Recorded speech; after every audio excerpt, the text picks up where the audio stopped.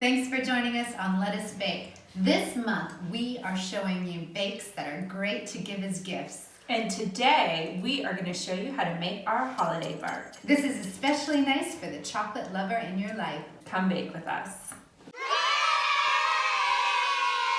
First step, line your baking sheet with parchment paper. Time to melt our chocolate. You can do so in the microwave on medium heat for 30-second intervals, or use a double boiler, which we're using today. For this recipe, we are using melting chocolate. You can also use chocolate chips. Add them to a stainless steel bowl. If you're using a microwave, use a heat-proof bowl.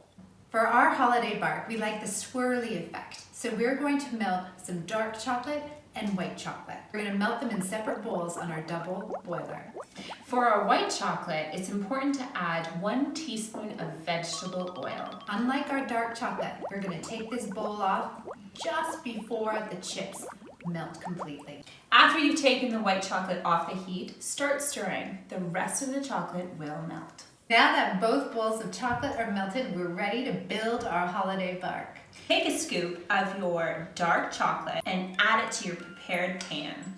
Then take a scoop of your white chocolate and add it beside your dark chocolate.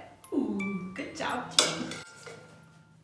Okay, once you have all of your chocolate onto your pan, you're going to take a spatula and lightly swirl it through your chocolate. Now we're just lightly sprinkling our bark with our favorite fixings. We got sprinkles, pecans, you could use candy canes. Get creative with your flavor combination. Off to the freezer for 10 minutes. Once your bark is out of the freezer, it's time to break it into pieces. Ooh, this is gonna make the nicest gift. Happy holidays!